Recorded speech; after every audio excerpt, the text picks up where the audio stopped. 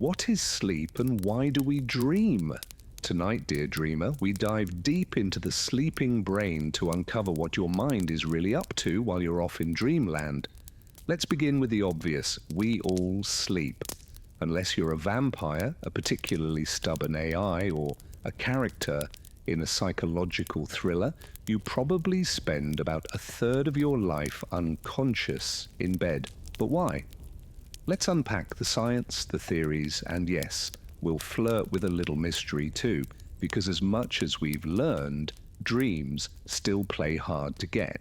First, let's kill the myth that sleep is just the brain turning off. That's like saying the internet disappears when you close your laptop. Your brain during sleep is anything but idle. In fact, it's buzzing with activity, just in a different mode.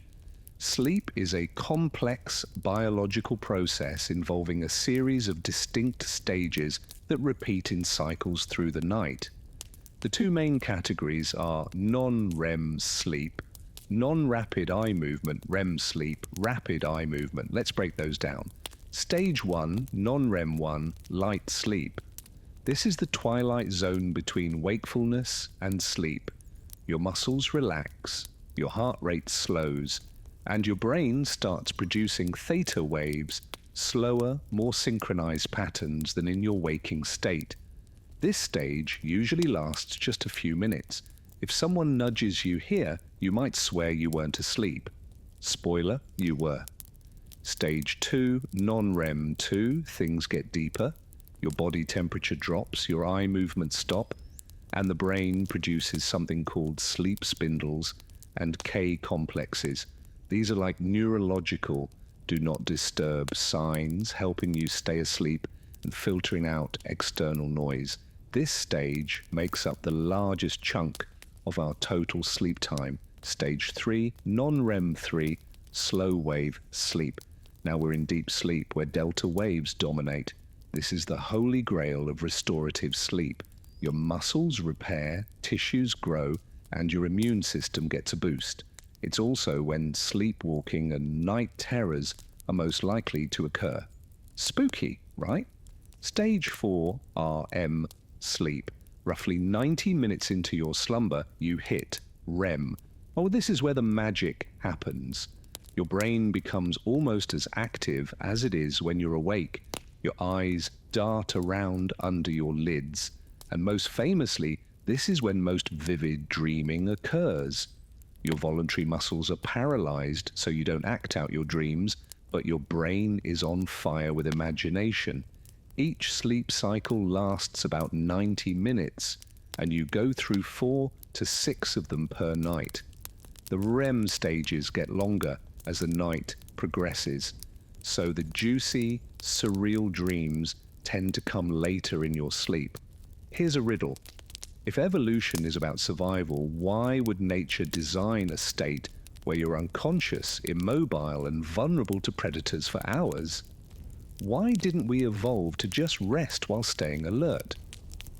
Scientists have proposed several theories. 1. Restorative theory. Sleep allows the body and brain to repair itself.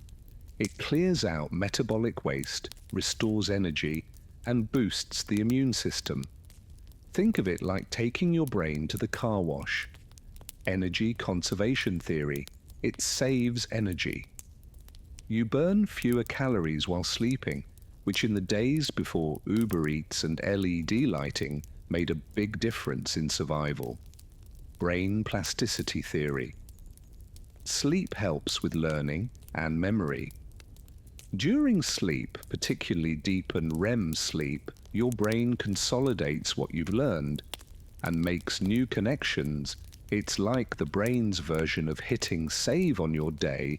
Glymphatic system theory. Recently discovered. This theory suggests that sleep activates the brain's cleaning crew, the glymphatic system, which flushes out toxins that build up during the day, including beta amyloid, which is linked to Alzheimer's. So, yeah, sleep is housekeeping. Bottom line, we don't know everything, but we know this. No animal can survive without sleep. Even fruit flies need a nap. is need. Okay, but why do we dream? Dreams are the Netflix originals of the subconscious. Bizarre plots, strange cameos, logic thrown out the window. And yet somehow they're about us. Scientists are still debating the purpose of dreams. But here are some of the leading theories. Freud's theory of wish fulfillment. Freud said, dreams are the royal road to the unconscious, expressing our repressed desires in symbolic form. Basically, you dream about flying because you're craving freedom or something spicier. Today we see Freud's ideas as outdated but still culturally influential. Activation synthesis theory. This one's more scientific.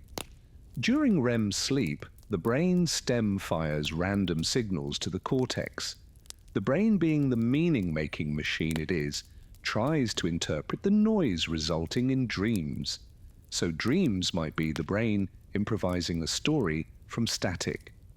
Threat simulation theory proposed by Finnish researcher Antti Raunsuu. This theory suggests dreams evolved to simulate threats, so we could rehearse survival skills in a safe environment. Think of it as the brain running a survival drill while the body sleeps. Memory consolidation. Another leading theory. Dreams help process emotions, experiences, and memories from the day. Dreams might be a kind of emotional filing system, taking the chaos of waking life and sorting it into categories like, remember this, let go of that. And what even was that? Creativity and problem solving. Dreams may also serve a creative function. Paul McCartney famously heard the melody for Yesterday in a dream. Cooler discovered the structure of benzene from a dream about a snake biting its tail. If you've ever woken up with a solution you couldn't find the night before, your dreams might have done the math. You might be wondering, does everyone dream? The short answer is yes. Even people who claim they never dream usually just don't remember them. Dream recall varies from person to person and from night to night. Some people wake up with entire story arcs. Others catch just a vague mood or a single image. Your recall improves if you wake during sleep or keep a dream journal. Also, all mammals dream. So do birds. Reptiles, that's still under investigation. But your dog kicking in its sleep. Probably chasing dream squirrels. Ever dreamt about showing up to school naked, falling off a cliff, losing your teeth? These themes are surprisingly universal. No matter your culture or age, certain symbols pop up over and over. Here are a few: falling, often linked to feeling out of control or insecure. Being chased, classic anxiety dream. Something unresolved may be on your tail.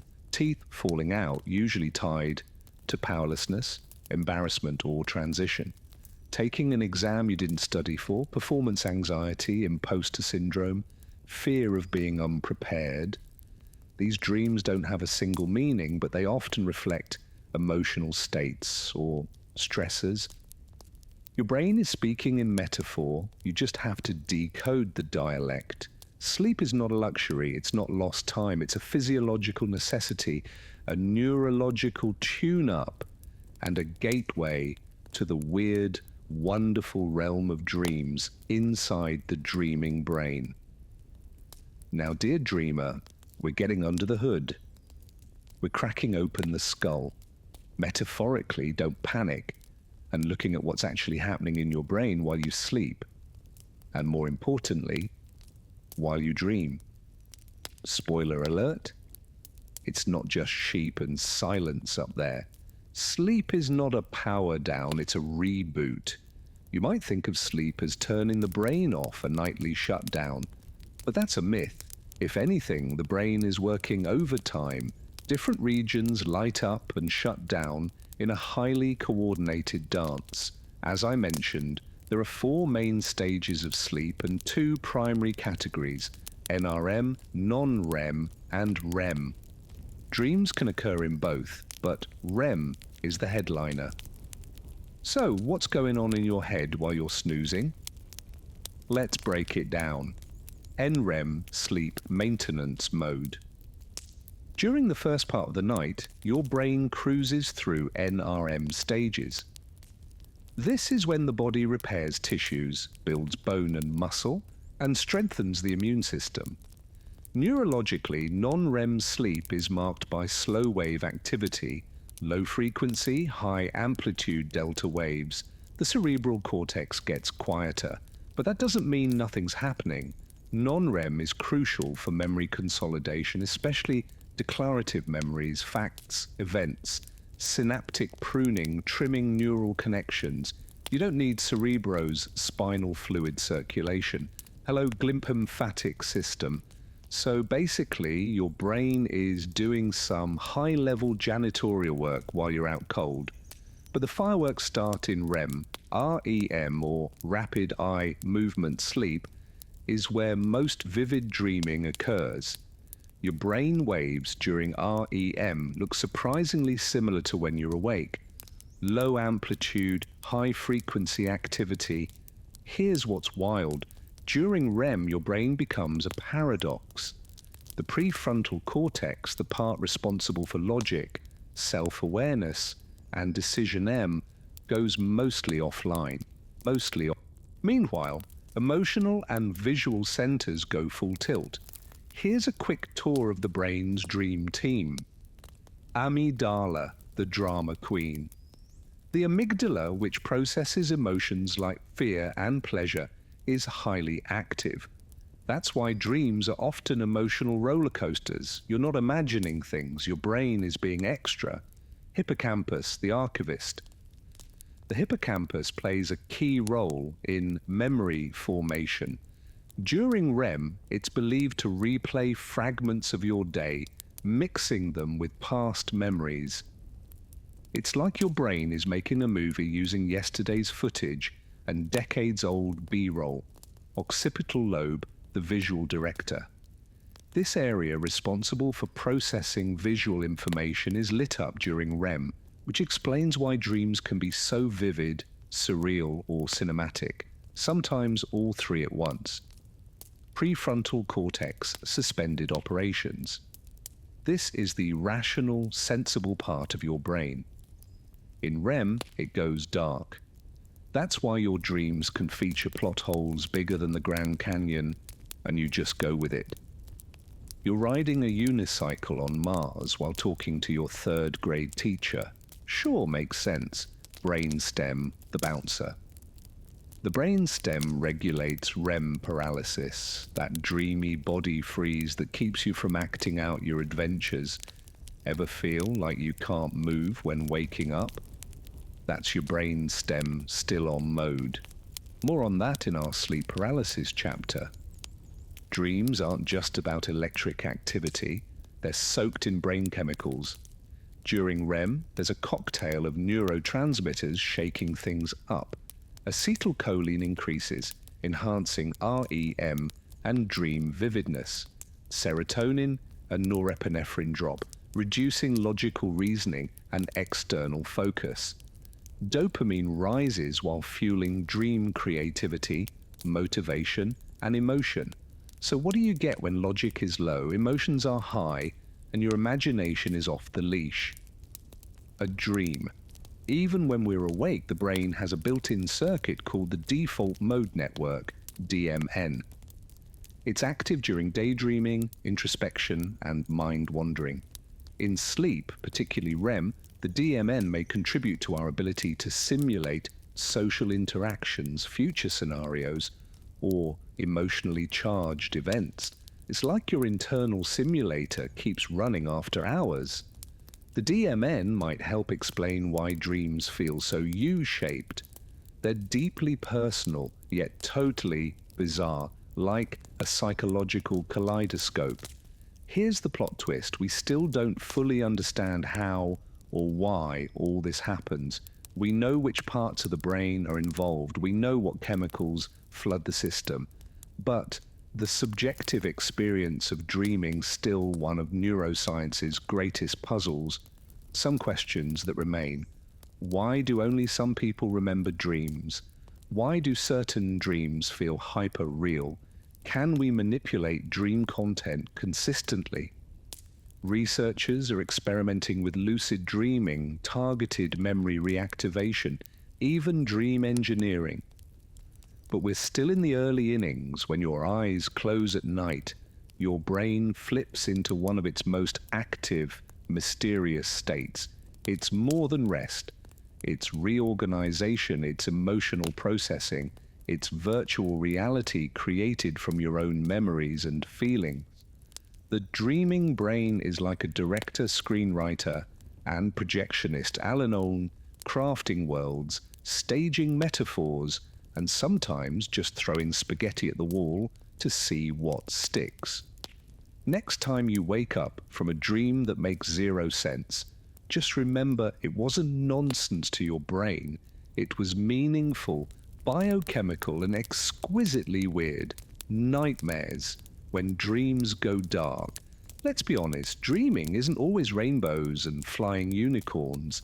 Sometimes dreams grab us by the gut, crank up the fear, and drop us into a psychological horror film we didn't audition for. We've all been there. The falling sensation, the monster chase, the silent scream.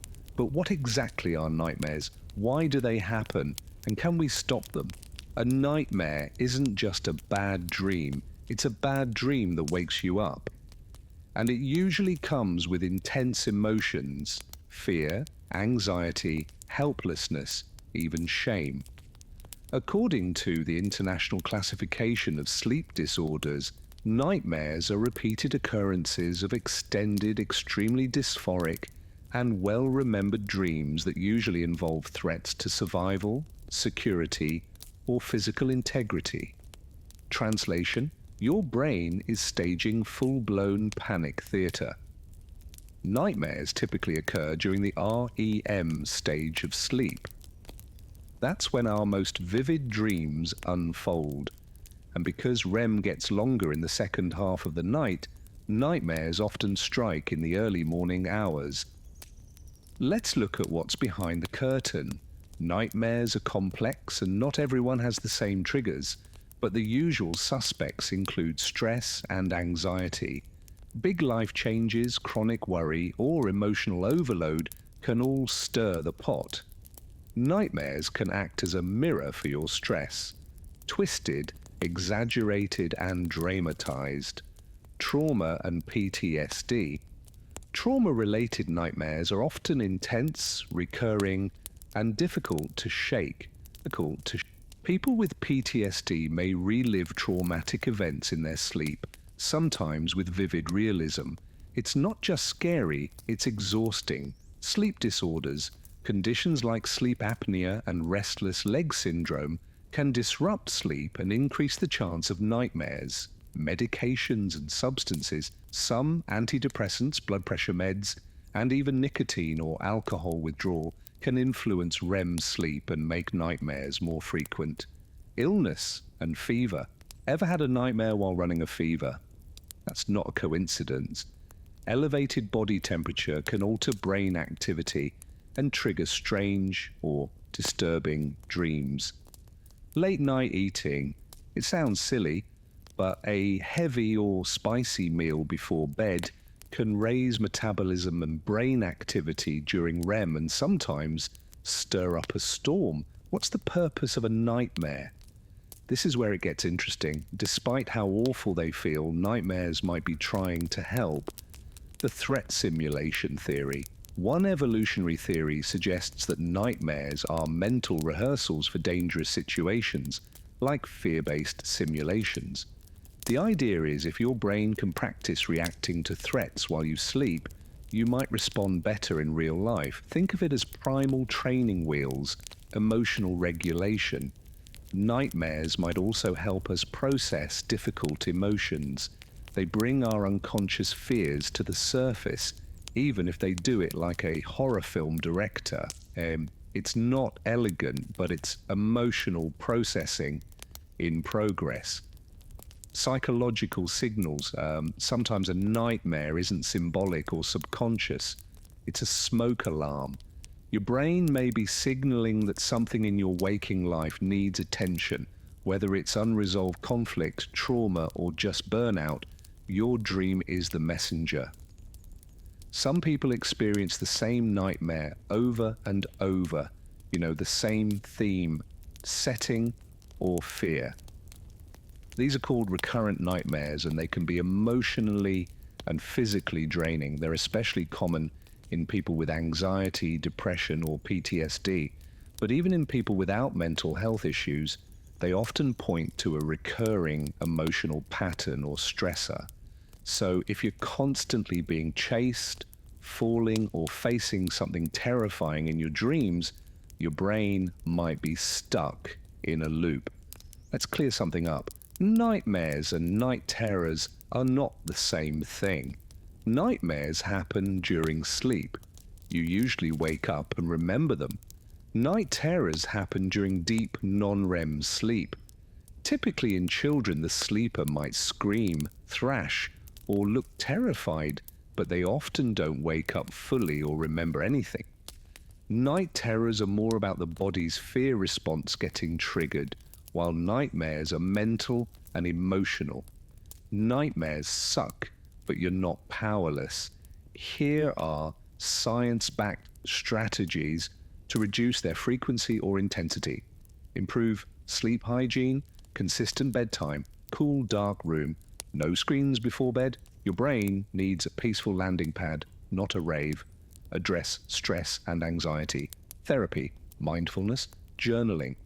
These tools help your waking brain manage emotions so your dreaming brain doesn't have to scream about them. Cognitive behavioral therapy for nightmares, CBTN. And this includes image rehearsal therapy, IRT, where you rewrite your nightmare while awake and mentally rehearse a new, less scary ending.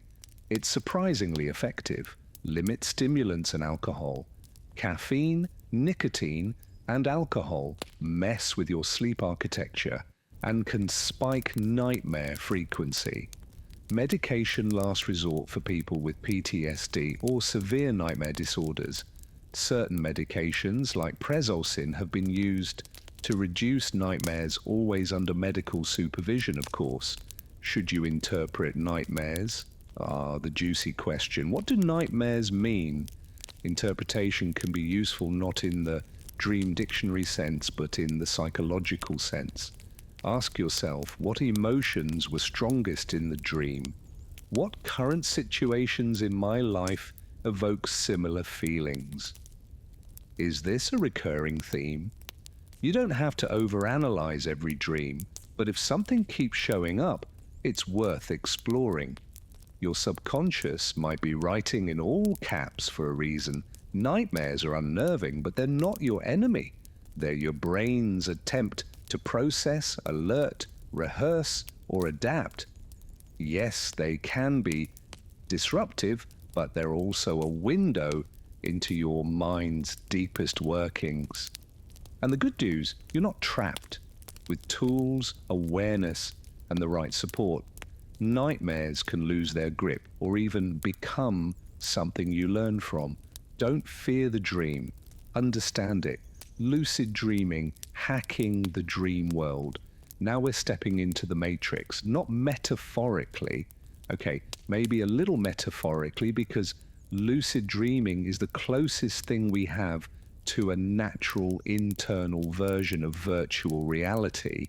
One where you are both the player and the programmer. If you've ever realized you were dreaming while still in the dream and then changed what happened, that's lucid dreaming.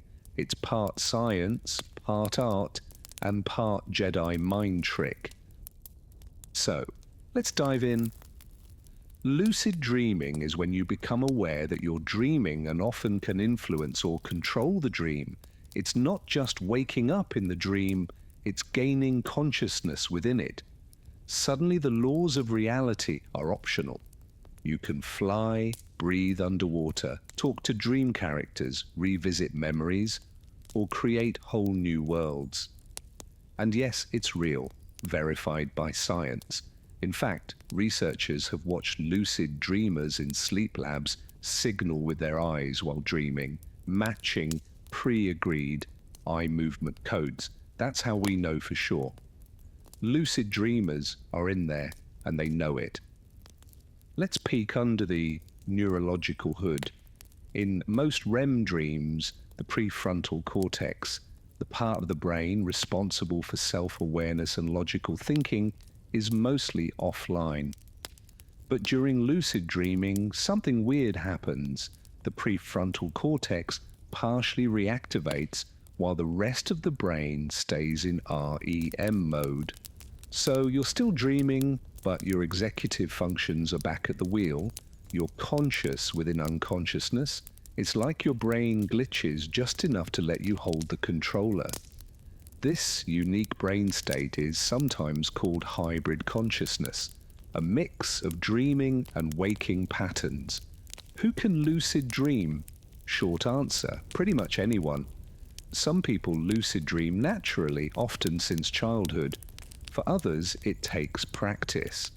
But research shows that with consistent effort, most people can experience lucidity at least occasionally.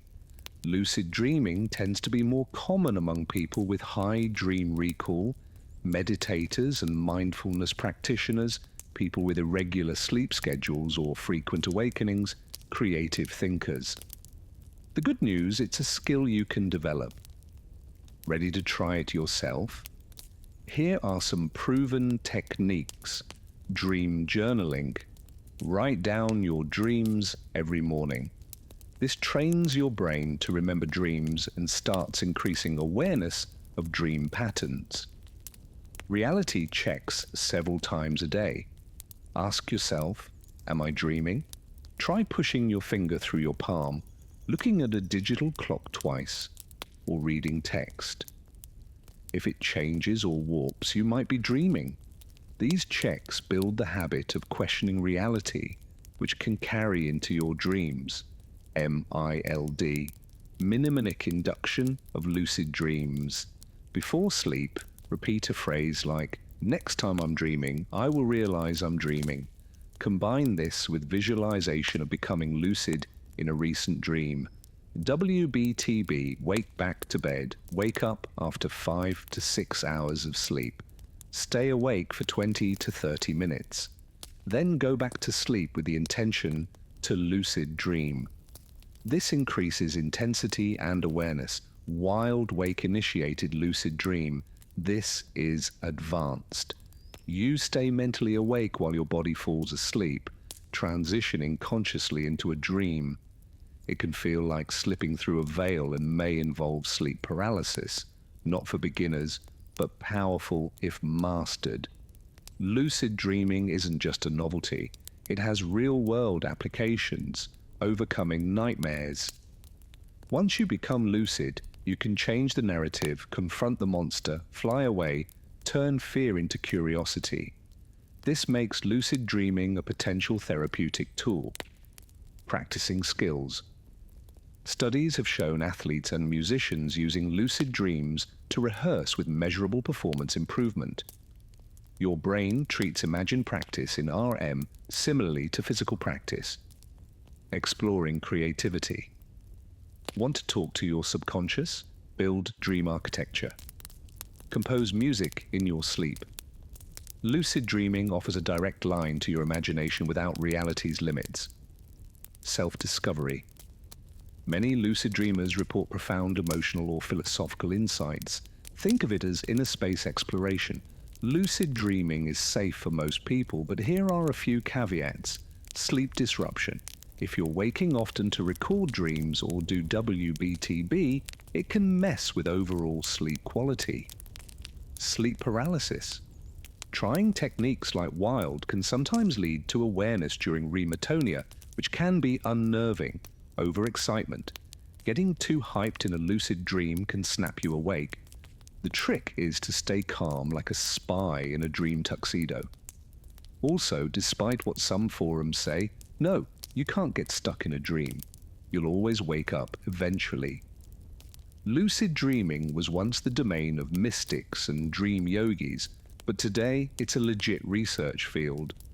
Neuroscientists study lucid dreaming to learn about consciousness, memory, and perception. It's one of the few times we can observe someone being conscious inside a non-conscious brain state.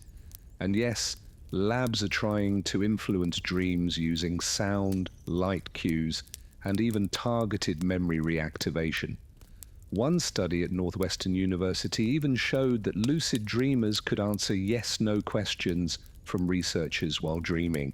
So yeah, the dream world might not be as closed off as we thought. Lucid dreaming is a rare invitation, a conscious trip into your unconscious mind.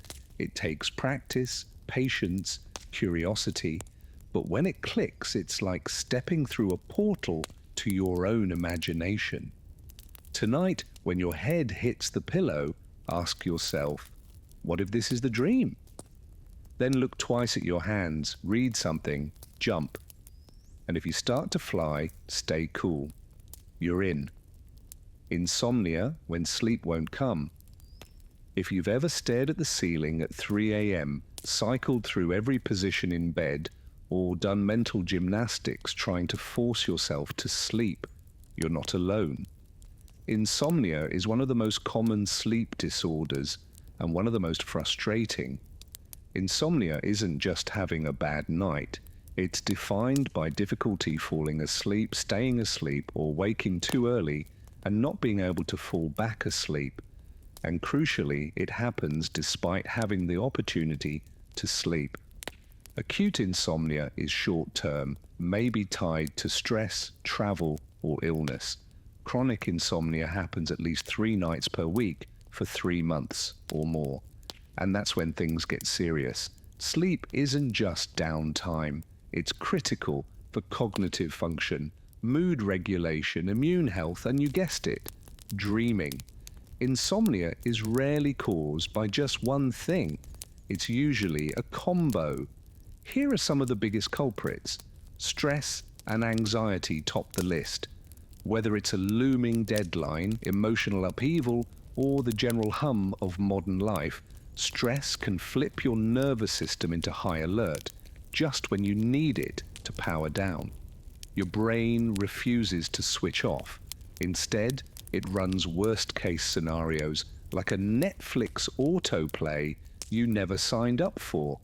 Poor sleep habits don't help either. Think inconsistent bedtimes, scrolling your phone in bed, chugging coffee in the afternoon, or late-night wine that makes you sleepy and disrupts your REM cycle. These habits confuse your internal clock and sabotage your natural sleep signals. Mental health conditions, depression, anxiety, trauma, and physical issues like chronic pain or hormonal shifts can also break sleep's rhythm. And medications, even some prescribed to help mood or focus, often list insomnia as a side effect. Then there's the most insidious cause of all, the fear of not sleeping. You lie in bed thinking, if I don't fall asleep now, I'll ruin tomorrow.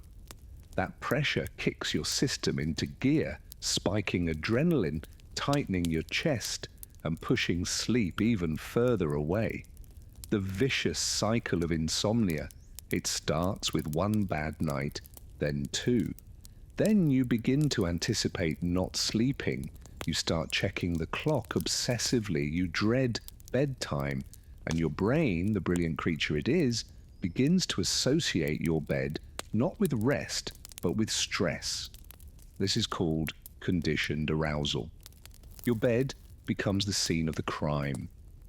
The more you try to force sleep, the more your body resists. It's like trying to fall asleep at a job interview. The harder you try, the more awake you become. Let's tackle some myths that actually make it worse. You've probably heard some of these. Everyone needs 8 hours. Not true. Some people thrive on 6.5, others need 9. It's about how you feel, not hitting a magic number. Just stay in bed and rest. That can backfire. Lying awake in bed for hours actually conditions your brain to associate bed with wakefulness. Sleep aids are the only option. They might knock you out short term, but they often lose effectiveness, create dependency, and don't solve the underlying problem. Let's talk about what really works. And it starts with a surprising truth. To fix insomnia, you don't have to try harder, you have to try less. One of the most effective treatments for chronic insomnia isn't a pill.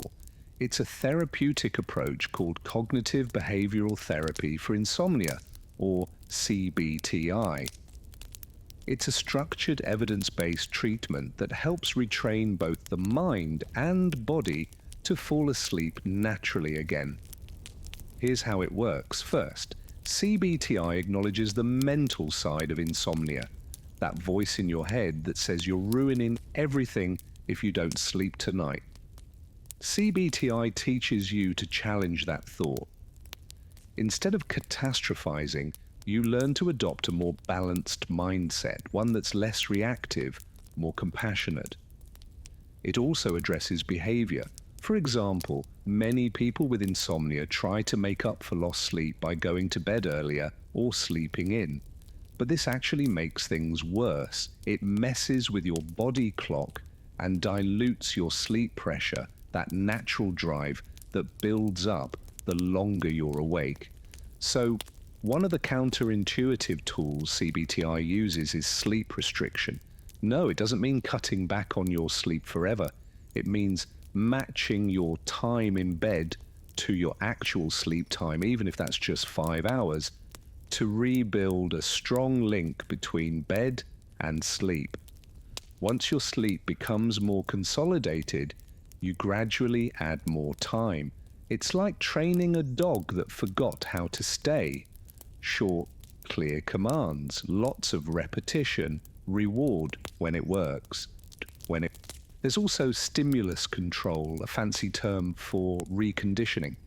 If you can't sleep after about 20 minutes, don't stay in bed. Get up, do something boring, quiet in dim light. Read a dull book, fold laundry, then return to bed only when you feel drowsy again. Over time, this retaches your brain that bed equals sleep. Relaxation plays a major role too. Practices like progressive muscle relaxation, guided meditation, and deep breathing activate the parasympathetic nervous system, your rest and digest mode. These aren't magic potions, but they create the physiological conditions where sleep becomes possible. It's like dimming the lights and quieting the room before a performance. You're giving the body cues that it's time to transition. Consistency is your best friend. That means waking up at the same time every day, no matter what. Yes, even after a rough night. It's brutal, but it works. Your circadian rhythm needs a stable anchor. Sleep loves rhythm, and when you provide it, sleep responds. It's also helpful to create a wind-down routine, a signal to your nervous system that the day is done. That might be dimming lights an hour before bed, turning off screens, sipping herbal tea, reading something gentle, or journaling out your thoughts. The point isn't perfection, it's predictability. And perhaps most important of all, compassion. Insomnia often turns into a self-blame spiral, but your sleep struggle isn't a failure. It's your brain trying to protect you, staying vigilant because it senses threat. CBTI and other strategies help retrain that system to stand down. If insomnia is affecting your work, your mood, your relationships, or your ability to function, talk to a doctor or sleep therapist. CBTI can be delivered in person, online, or even via apps now. And for some, a short course of sleep medication under supervision may be useful as a bridge, but it's rarely the long-term solution. Also, be sure to rule out other issues. Sometimes insomnia is a symptom of another sleep disorder like sleep apnea, restless leg syndrome, or circadian rhythm disorders. A sleep specialist can help you figure out what's really going on. What about natural remedies? They're not useless, but they're not cures either. Melatonin, for instance, can help with jet lag or resetting your sleep clock, but it's not great for general insomnia. Magnesium might help with relaxation, and herbal teas can be soothing, but think of them as backup dancers, not the headliner. The real star of the show is behavior, what you do consistently every day and night. Insomnia can make you feel defective, like your brain forgot how to do something everyone else does naturally, but you're not broken, you're caught in a loop. And that loop can be rewired. It won't happen overnight, but it will happen with patience, with strategy, with small changes that add up. The goal isn't to try harder to sleep, it's to remove the barriers, quiet the pressure, and let sleep find you again. Sleep paralysis, trapped between worlds. You wake up, but you can't move. You try to scream, but no sound comes out. You sense a presence in the room. Something dark, something watching, maybe sitting on your chest. You're awake and yet somehow not. If this has happened to you, you've experienced sleep paralysis. It's terrifying, surreal, and steeped in centuries of myth. But science has some pretty compelling answers too. Let's unravel what's happening biologically, psychologically, and culturally when your mind wakes up and your body stays behind. Sleep paralysis is a temporary inability to move or speak that occurs when you're waking up or falling asleep. It lasts a few seconds to a couple of minutes, and during it, you're conscious, often vividly aware of your surrounding, but utterly frozen.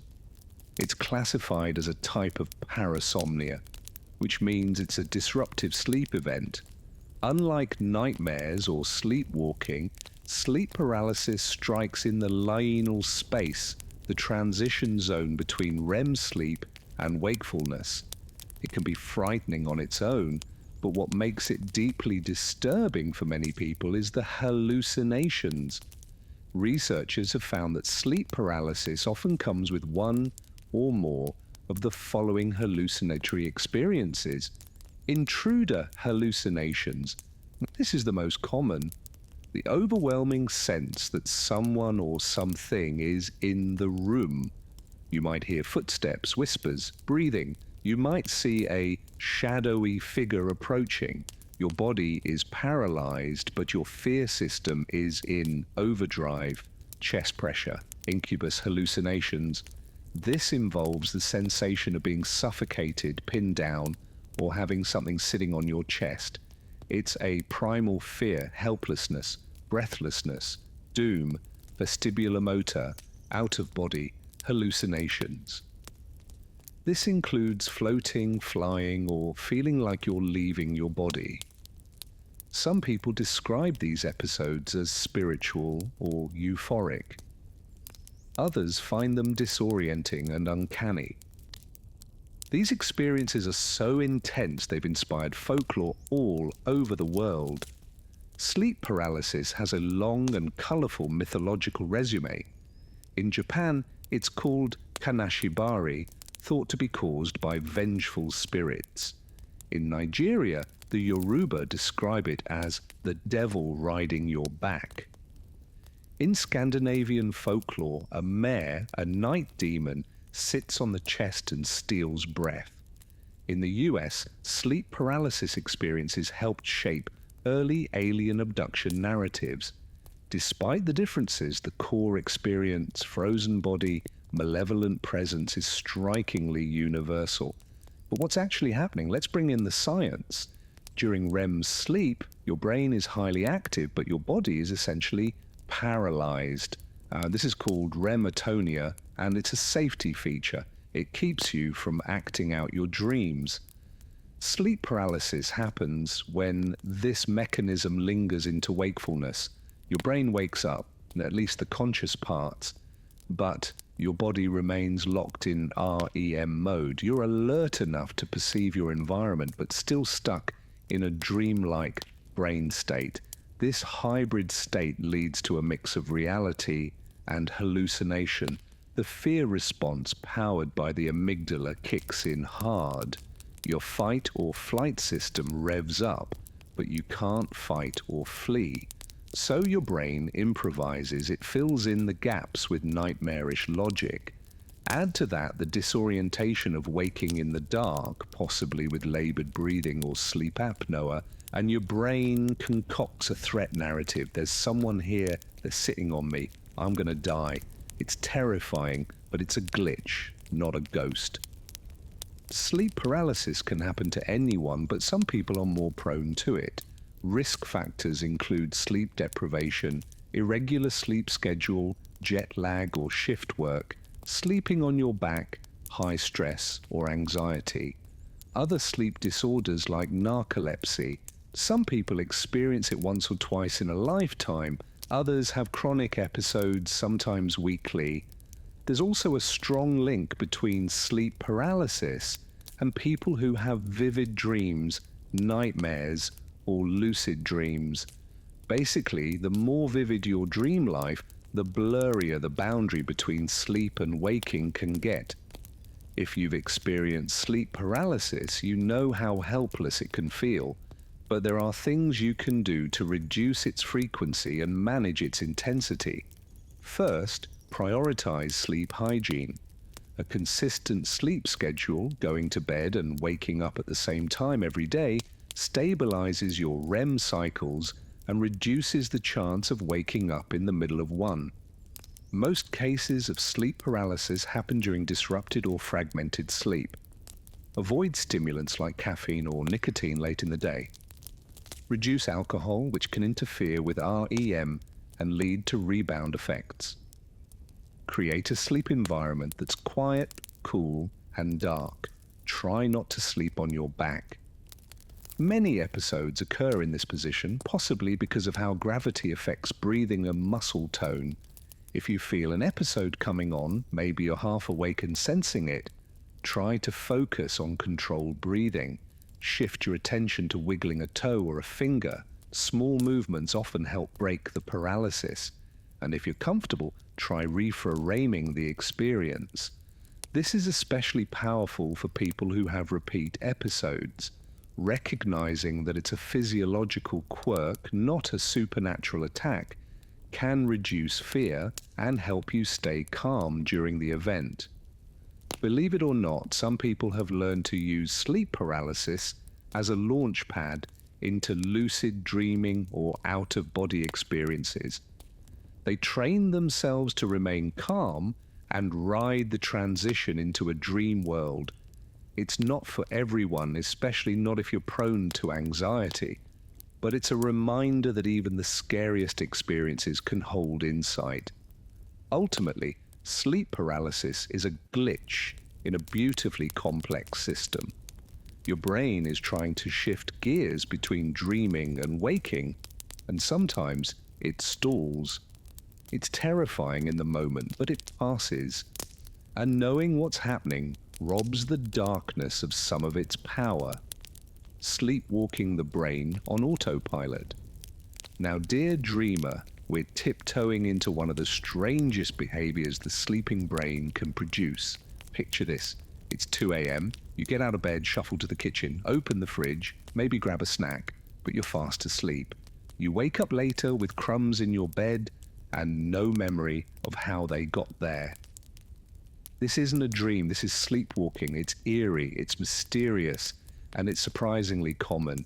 Sleepwalking, or somnambulism, is a type of parasomnia, just like sleep paralysis.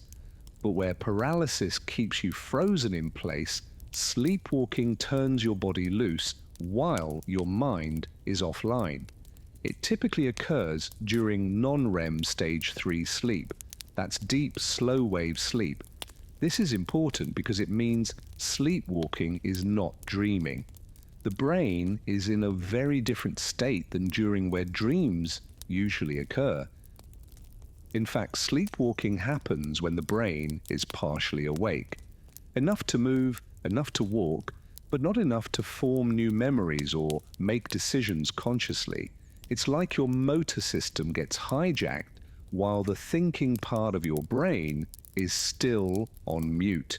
Most episodes are short and harmless. A sleepwalker might sit up in bed, mumble, walk around the room, or go to the bathroom. But some sleepwalkers engage in more complex and sometimes dangerous behaviors. Preparing food, moving furniture, trying to leave the house, driving. Yes, it happens. Sleepwalkers usually have their eyes open but glazed, and they're difficult to wake. If they do wake, they're often confused, disoriented, and have no memory of what just happened. Sleepwalking is most common in children, particularly between ages 4 and 12. Most kids grow out of it as their brains mature, but it can also affect adults, and in adults it's more likely to be chronic or linked to other conditions. Triggers and risk factors include sleep deprivation, stress or anxiety, fever, especially in kids, alcohol or sedatives, certain medications, sleep disorders like sleep apnea or restless leg syndrome, genetics, it runs in families. It's estimated that about 1 in 3 people sleepwalk at least once in their life. About 1 to 2% of adults experience it regularly. During deep sleep, your brain enters a highly synchronized state. Slow delta waves, reduced consciousness, low muscle activity. But sometimes certain brain regions wake up prematurely. The motor cortex, which controls movement, becomes active, while the prefrontal cortex responsible for decision-making and awareness stays asleep. This disconnect is what allows a person to perform actions without awareness or memory. They're functioning, but not consciously. It's not unlike a computer waking from sleep mode just enough to execute a background task, but without the user logging in. Most of the time, sleepwalking is more startling than harmful. But risks do exist. Walking into walls or downstairs, leaving the house, operating appliances or vehicles, injuring others or themselves unintentionally. There are also rare legal cases where sleepwalking has been used as a defense for violent or inappropriate behavior. These are highly controversial and complex, but they underscore the fact that sleepwalking can go far beyond a midnight stroll. So, what can you do if you or someone you live with is a sleepwalker? Prioritize sleep hygiene. Sleep deprivation is a major trigger. Stick to a consistent sleep schedule, limit caffeine and alcohol, and create a calming wind-down routine. Reduce stress. Since stress can increase deep sleep instability, relaxation techniques, meditation, breathing exercises, therapy may help reduce episodes. Create a safe environment, lock doors and windows, remove sharp objects or tripping hazards. Consider using alarms or motion sensors if sleepwalking is frequent or dangerous. Don't wake a sleepwalker if you can help it. It's not dangerous to wake them, but it can be disorienting. Instead, gently guide them back to bed if possible. Consult a sleep specialist. If sleepwalking is frequent, intense, or leading to dangerous behavior, talk to a doctor. A sleep study may help uncover underlying causes, and treatment options range from behavioral therapy to, in some cases, medication. Sleepwalking is one of the strangest things a brain can do, acting out without full consciousness. It reminds us that sleep isn't an off switch, it's a dynamic, layered state where different parts of the brain can operate on different timelines. Whether it's a child wandering the hallway or an adult making toast at 3 a.m. with no memory of it, sleepwalking is both eerie and oddly poetic. A sleep state that doesn't want to stay still. Narcolepsy. When sleep strikes without warning. We're stepping into one of the most misunderstood and often misrepresented sleep disorders out there. a condition that blends the boundaries between waking and dreaming in a way few can imagine. Narcolepsy isn't just about being sleepy, it's not about being lazy or bored or too tired to care. It's a chronic neurological condition that rewires how the brain regulates sleep and wakefulness.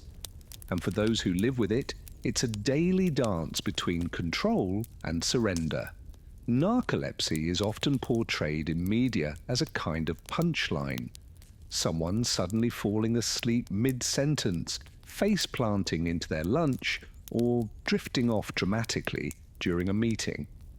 But the reality is far more complex and far more nuanced.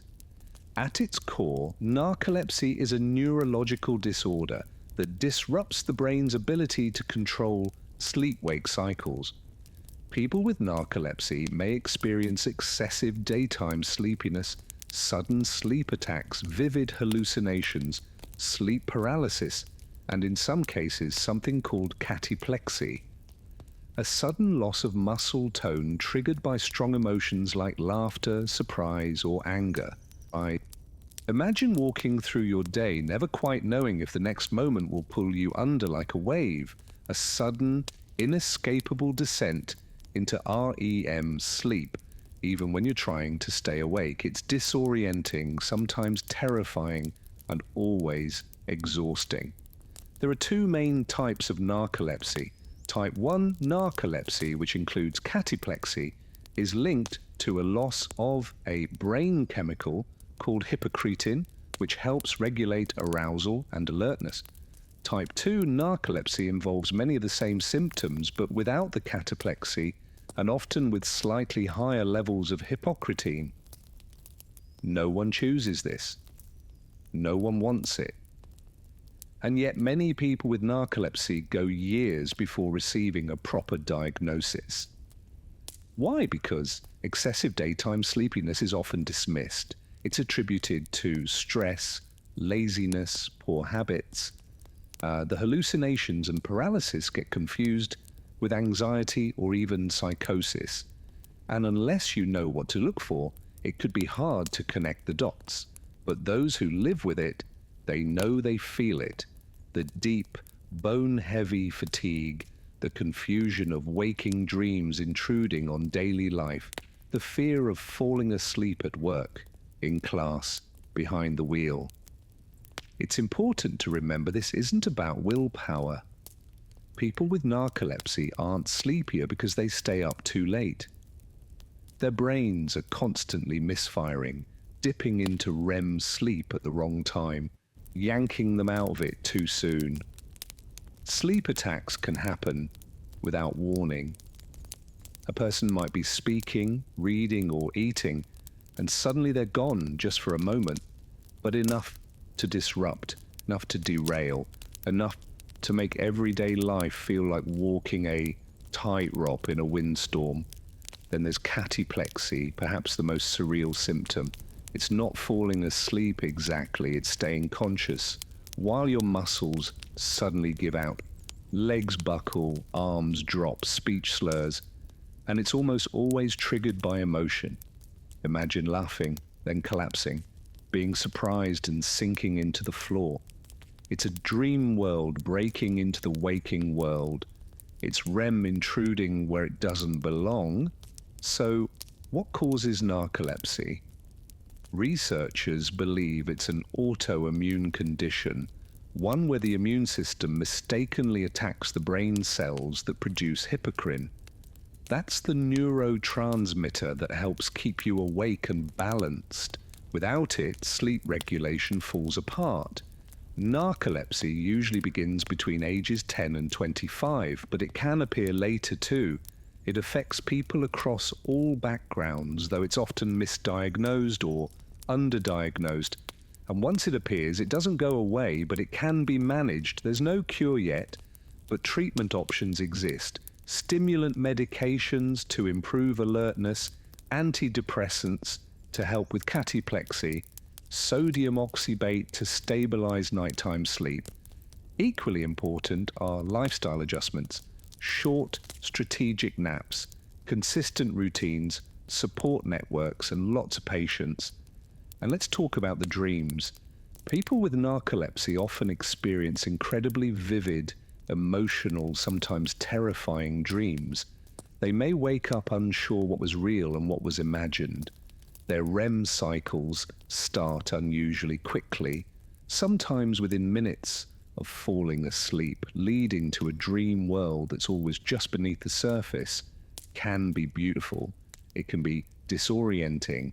And when it's paired with sleep paralysis or hallucinations, it can be haunting. But like all forms of sleep disruption, understanding makes a difference. Awareness leads to compassion. And for people with narcolepsy, being believed, being seen, is half the battle. If you live with narcolepsy, or if someone close to you does, know this: it's not all in your head. You are not lazy. You are not weak. You're navigating a reality where the rules of sleep and wakefulness don't follow the usual script. And that takes courage, that takes resilience, that takes strength. And if you don't have narcolepsy, but you've ever judged someone for being tired, for zoning out, for seeming off, maybe now you'll pause. Maybe now you'll ask a different question, one that starts with care, not assumption. Because no one chooses a brain that doesn't listen to the clock. No one asks for a body that short-circuits its own rhythm. But with support, with science, with storytelling, we can change the narrative. Déjà vu, when time plays tricks. Now, my dear friend, we're pausing on a strange little glitch in consciousness. The eerie, fleeting sensation that you've been here before. You walk into a room, hear someone speak, glance at the pattern on the wall, and suddenly your stomach flips. You've experienced this exact moment before. Not just similar, identical. You know what's coming next, even if just for a second. And that's déjà vu. It feels like memory, intuition, time travel, or maybe even a dream leaking into reality. But what is it really? Let's unpack the science, the theories, the brain quirks, and the possible connection between déjà vu and, yes, your dreams. Déjà vu is French for already seen.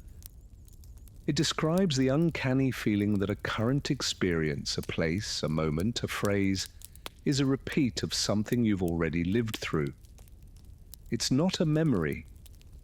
It's not something you consciously recognize, but it feels familiar in a way that hits your body before your brain has time to explain it. Déjà vu is surprisingly common.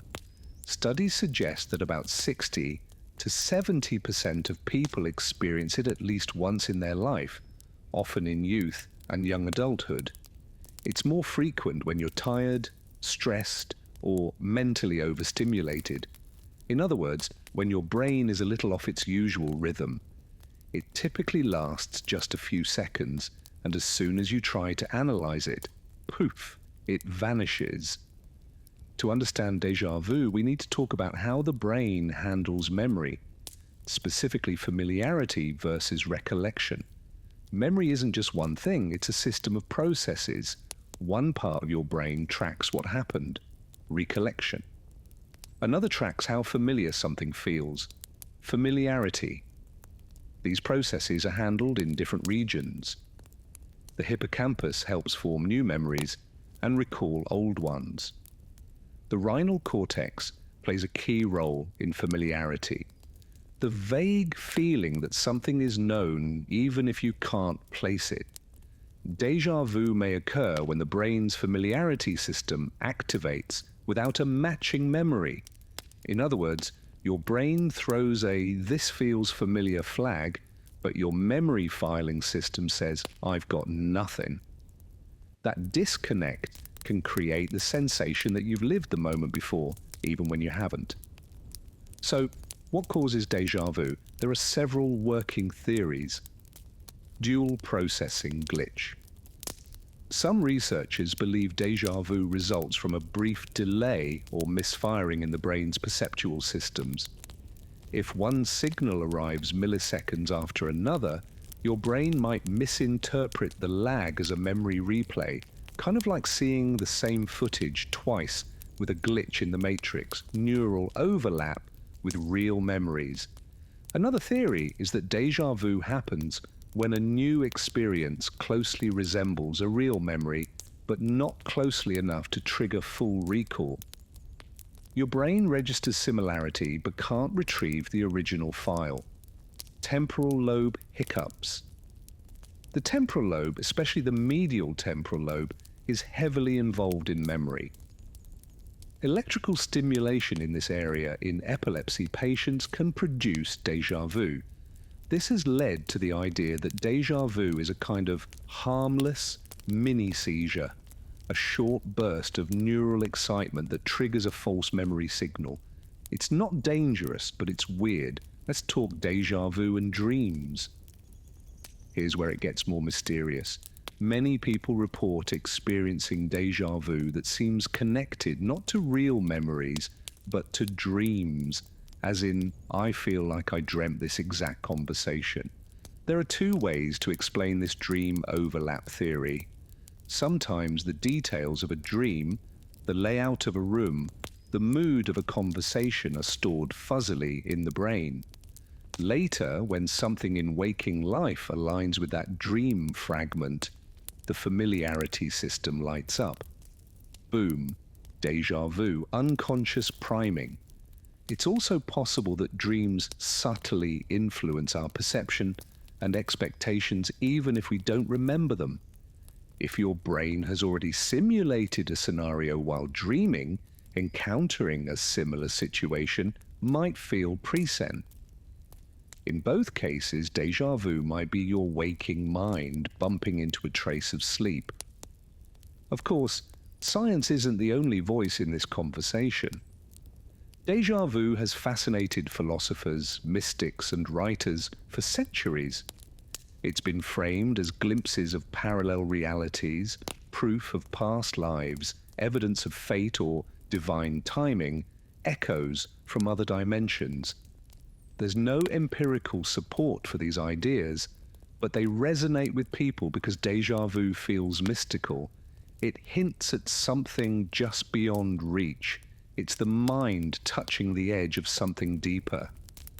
And in storytelling of From the Matrix to Stranger Things, déjà vu is a narrative crack in the structure of reality. A moment where time stutters and meaning peeks through. Can you trigger déjà vu? Not reliably, and that's part of its magic. Déjà vu isn't something you can plan for, and it just happens. But researchers have tried. In lab settings, they've used virtual reality to replicate similar scenes with small changes to try and confuse the memory systems. Some success, but no true formula. Interestingly, people who are highly imaginative, prone to daydreaming, or vivid dreamers tend to report more frequent déjà vu. So perhaps the boundary between memory and imagination is just thinner for some minds. Déjà vu doesn't last long. It doesn't come with answers, but in those few seconds, it delivers something rare, a feeling of depth, mystery, a subtle shiver in the fabric of normal time. Maybe it's just a brain hiccup. Maybe it's dream echoes. Maybe it's neither or both.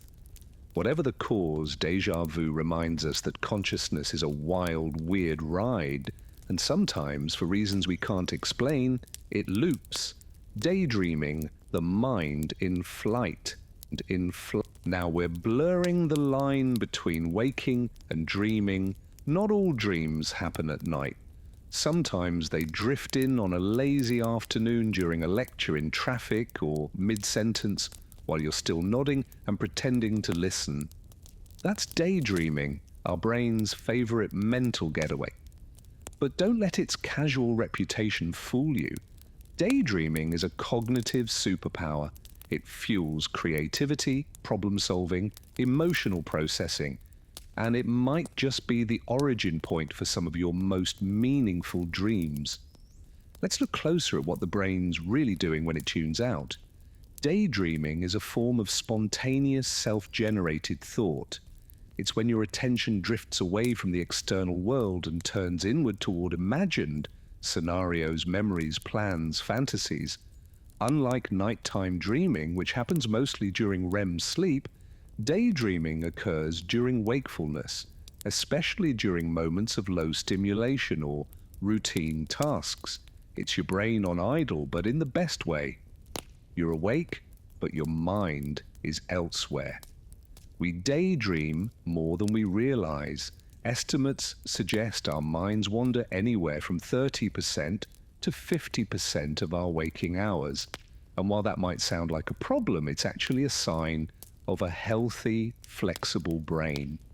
When you're not focused on a task, your brain switches into a kind of resting state called the default mode network, or DMN. This network connects areas involved in memory, imagination, and self-reflection. It's active when you're thinking about yourself, the past, the future, or the minds of others. Basically, the DMN is the control room of daydreaming. In fMRI scans, when people report their minds have wandered, the DMN lights up. And it's not random, it's highly active, organized, and incredibly important. Daydreaming serves multiple functions, some obvious, some subtle: creativity boost, free association, and mental wandering often lead to novel ideas. Many great inventions and artistic insights were born in daydreams. Problem solving. Ever had an aha moment in the shower or while zoning out on a walk? That's your unconscious working through a problem while your attention is elsewhere. Emotional processing. Daydreams allow us to rehearse conversations, replay emotional scenes, and find closure in imagined outcomes. Future planning. We simulate possibilities, plan strategies, and run what-if scenarios that help us prepare for real life. In short, daydreaming isn't mental laziness, it's mental rehearsal. It's your brain doing deep, creative background work. Not all daydreams are created equal. Psychologists categorize them by their tone and content: positive, constructive daydreaming, imaginative, creative, playful. Think fantasizing about a future trip, inventing a story, imagining your Oscar speech. Guilty, dysphoric daydreaming, rumination, worry, or self-criticism. These can be emotionally draining and linked to anxiety or depression, poor attentional control, fragmented thoughts that feel intrusive, often linked to ADHD or cognitive overload.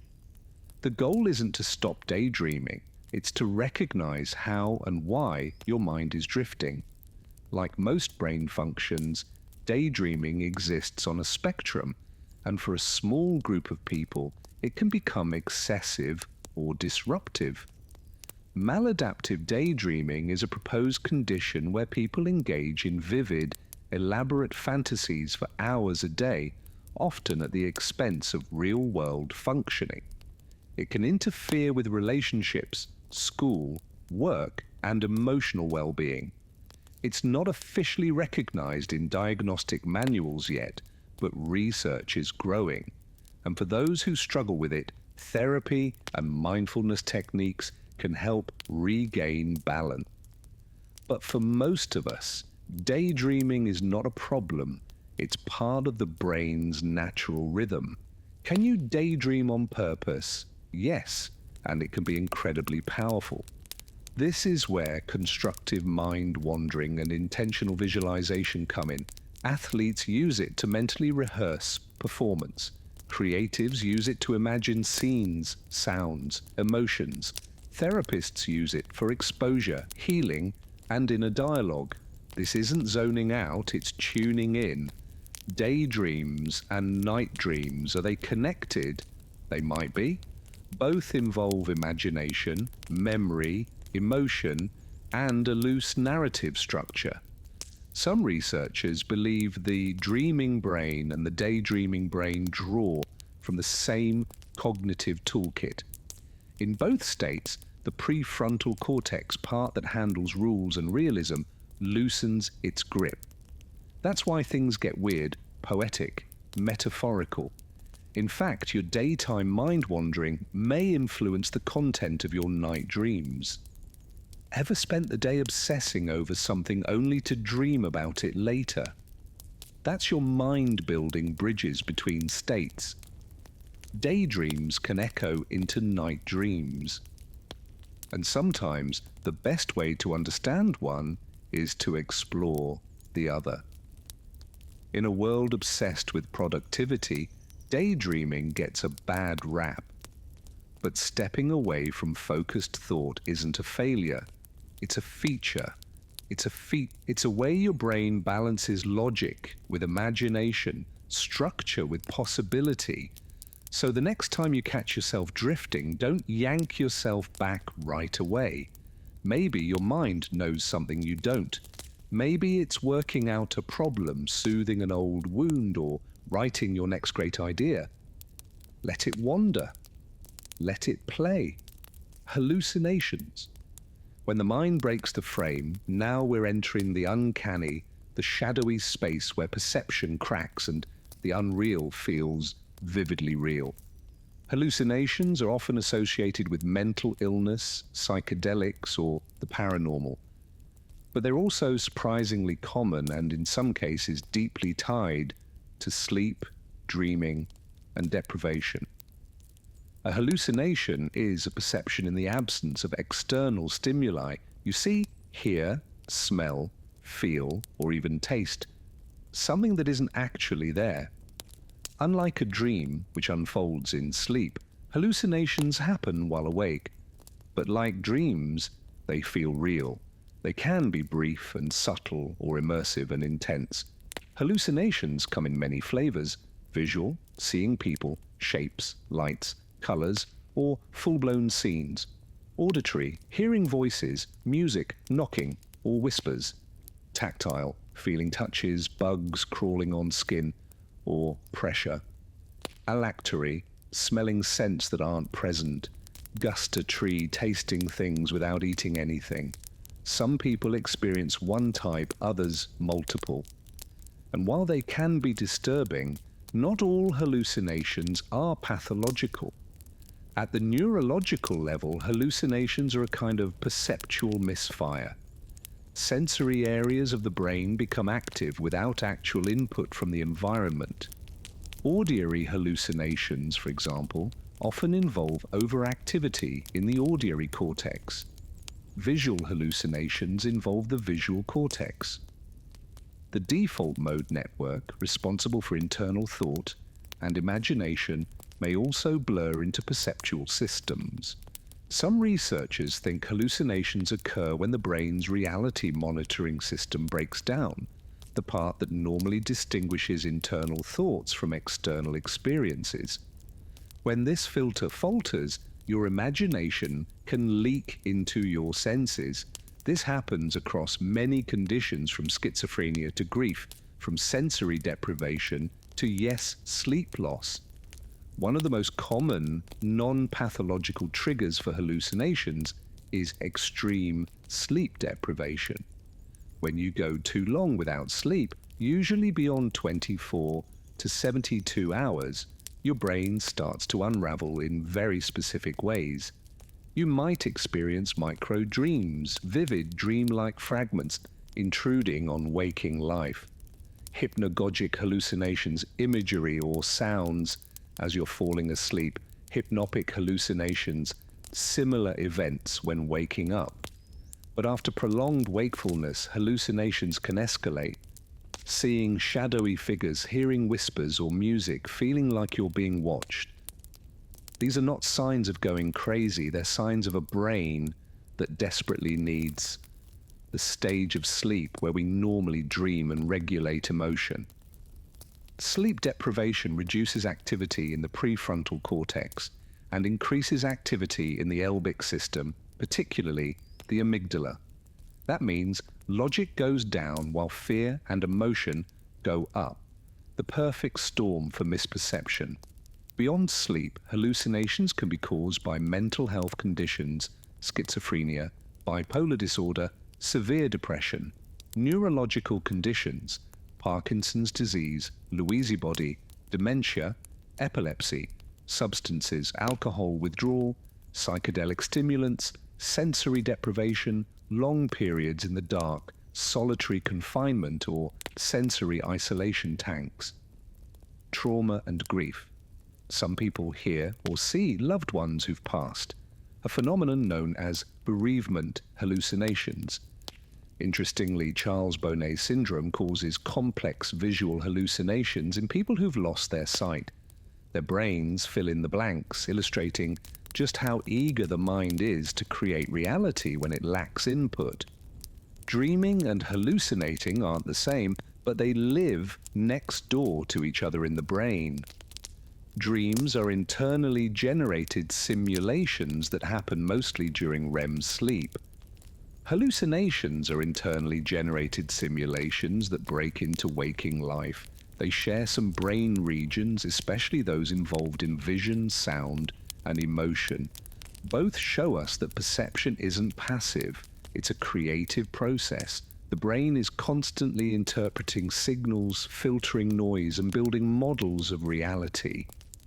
When that process breaks or gets distorted, whether through lack of sleep, illness, trauma, or chemistry, hallucinations can emerge. Are all hallucinations bad? Not necessarily. Some are neutral or even positive. Some grieving people find comfort in hearing a loved one's voice.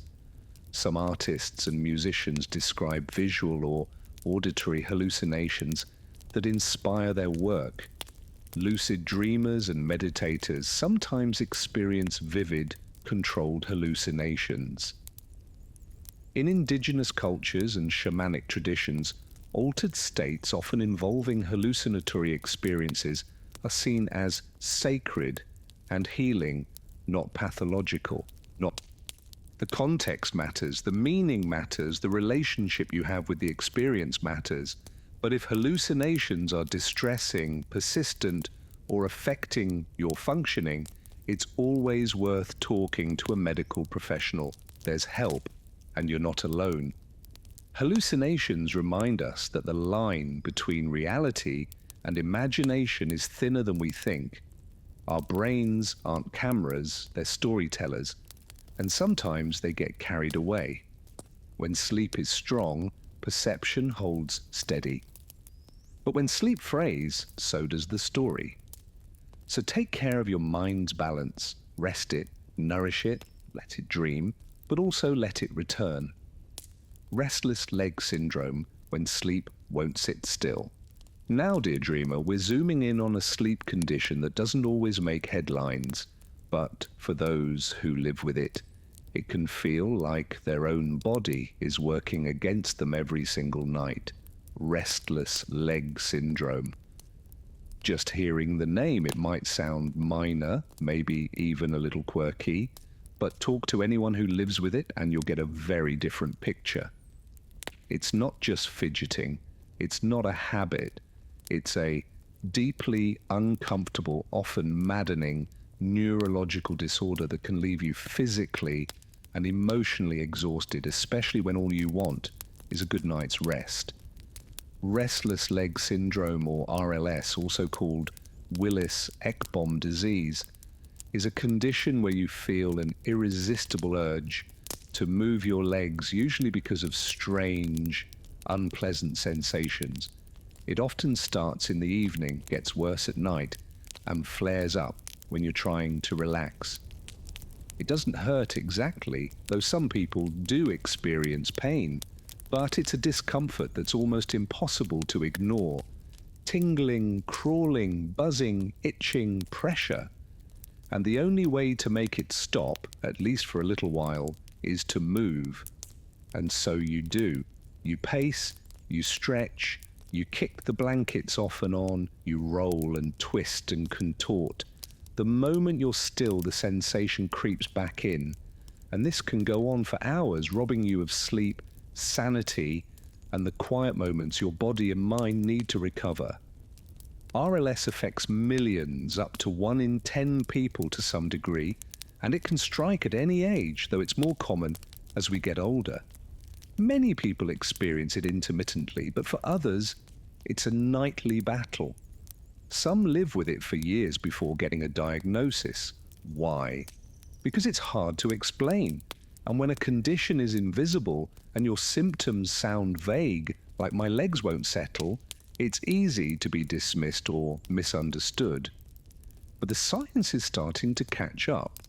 Researchers believe that RLS is related to a dysfunction in the brain's dopamine system, the same system that controls movement. Dopamine is the chemical that helps your brain send messages to muscles and control motion. If your brain isn't producing or processing dopamine properly, signals can go haywire, and your body may start to misfire even when there's no reason to move. Iron also plays a key role. That's because iron is necessary for dopamine production. Some people with RLS have low levels of brain iron even when their blood iron appears normal. It's a subtle but significant imbalance, and one that can seriously disrupt your sleep. Other factors can intensify RLS or trigger it entirely. It's more common during pregnancy, especially in the third trimester.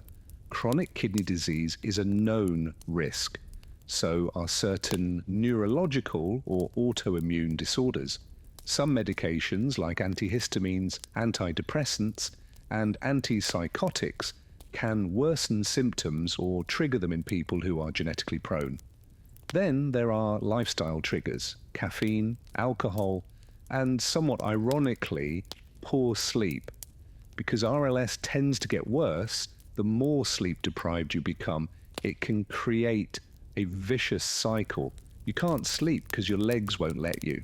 And because you can't sleep, your legs get worse. Round and round you go. Imagine this: it's late, you're tired, your bed is soft, the room is quiet. You lie down, close your eyes, and within minutes, your legs begin to twitch. Not visibly, not dramatically, but deep under the surface, a sensation that builds and builds until it's unbearable. You shift positions, you rub your calves, you stretch, you walk to the kitchen, you come back, you try again, but your legs have decided this isn't the night. You don't get to rest. For many, this goes on for years without treatment. The condition is underdiagnosed in part because it masquerades as anxiety or gets brushed off as just can't sit still. But for those who have it, it's relentless. It steals time, rest, and sometimes hope. The good news: there are ways to manage it. The first step is getting a proper diagnosis. If you regularly experience an overwhelming need to move your legs when resting, particularly in the evening, and that movement brings temporary relief, it's worth speaking with a sleep specialist or neurologist. They'll often check your ferritin levels, a marker of stored iron, ask about your sleep and family history, and rule out other causes. If iron levels are low, supplements may be recommended. And here's the catch: even if your regular blood tests look normal, your brain might still be running low. So it's important to test specifically for ferritin and work with a doctor to supplement safely, because too much iron can be harmful. For more persistent or severe cases, medication can help. Some drugs mimic dopamine in the brain, essentially smoothing out the misfires. Others, like certain anticonvulsants, help calm nerve activity and reduce sensations. But meds aren't perfect. Over time, some people experience augmentation where symptoms start earlier in the day or spread to other parts of the body. So treatment often involves trial, error, and adjustment. Beyond medication, lifestyle plays a major role. Good sleep hygiene is essential. Keeping a regular sleep schedule, avoiding caffeine or alcohol close to bedtime, and creating a calm, dark, cool sleep environment. Exercise during the day can help, especially light stretching and walking. Some people swear by leg massages, warm baths, cold packs, or vibrating pads. Others find that even minor adjustments like raising the foot of the bed or switching medications can bring relief. But above all, what people with RLS need is validation, understanding, support, not to be told to just relax or just stay still, because it's not a matter of willpower, it's a matter of wiring. Living with RLS means building a toolkit. It means knowing your triggers, tracking your rhythms, and giving your nervous system the best chance at stability. It means finding comfort where you can in warm socks, in slow stretches, in doctors who listen. So if you've ever felt like your legs are staging a mutiny just as you're trying to drift off, you're not alone and you're not imagining it. There is help, there are strategies, and yes, there is hope for peaceful sleep. Now the million-dollar question, how to have the best sleep of your life. Because no matter how fascinating dreams are or how mysterious sleep can be, one truth remains. Good sleep is a superpower, and it's one you can learn to harness. Let's crack open the ultimate sleep toolkit: habits, mindset, science, and strategy, so you can rest better, dream deeper, and wake up like you actually slept. Before we build the dream, let's clear the rubble. Everyone needs exactly 8 hours. Nope. Most adults need 7 to 9 hours, but quality matters more than hitting a number.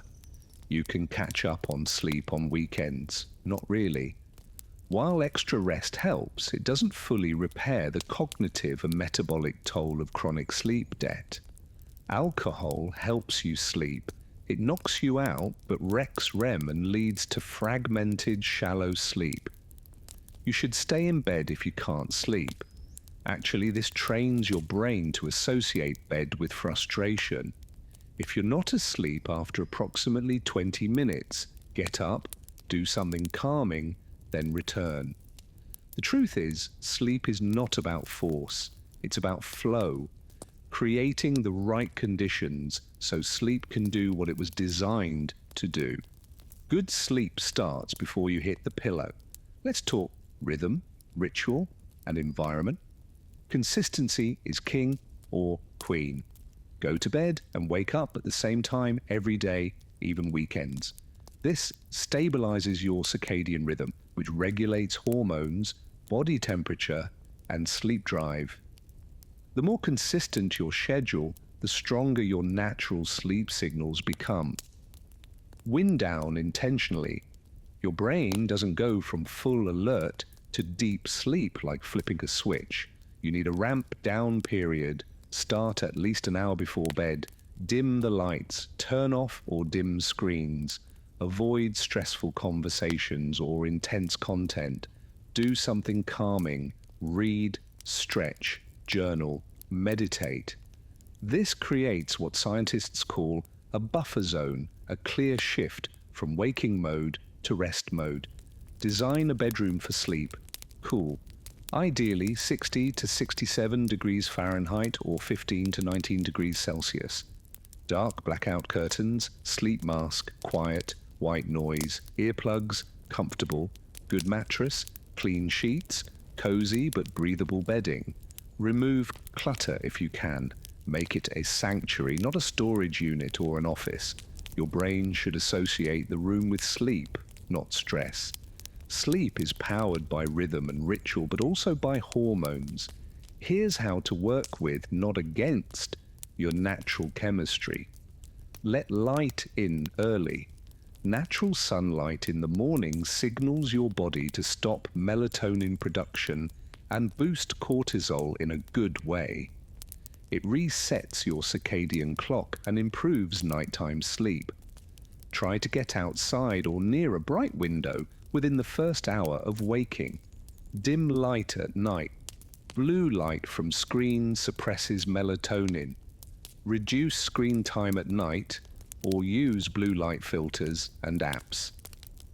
Even better, swap scrolling for analog wind down time. Watch caffeine timing. Watch caffeine timing. Caffeine has a half-life of 5 to 6 hours. If you drink coffee at 4 p.m., it's still in your system at 10 p.m. Try to cut off caffeine after 2 p.m. or earlier if you're sensitive. Go easy on alcohol. Alcohol reduces sleep latency. You fall asleep faster, but fragment sleep cycles disrupts REM and leads to early waking. If you drink, try to stop at least 3 hours before bed. Sometimes your body's ready to sleep, but your brain isn't. Here's how to shift from overthinking into rest mode. Journaling. Dump your thoughts before bed. To-do lists, worries, feelings. Get them out of your head and onto paper. It frees up mental bandwidth. Meditation and breath work. Try box breathing, body scans, or guided sleep meditations. These lower heart rate, reduce cortisol, and shift you into parasympathetic rest and digest mode. Cognitive behavioral strategies. If you struggle with insomnia or anxiety about sleep, CBT, eye techniques can help reframe your relationship with sleep. A key shift is stop trying to sleep, focus on rest, and let sleep come. What if you're doing everything right and still struggling? Rule out underlying issues. Sleep apnea, restless leg syndrome, depression, chronic pain, all can wreck sleep. Track patterns using a sleep diary. Ask yourself the main question. What's going on in your head as you're trying to fall asleep? Are you overthinking, thinking about your plan for the next day? Are you stressed, anxious? If your mind's not at peace, peaceful sleep will not come. Consider short-term use of sleep aids under medical supervision, but aim for behavioral solutions long-term. Talk to a sleep specialist. You don't have to white-knuckle it alone. Sleep is vital, and if it's broken, you deserve real support. You don't have to chase perfect sleep.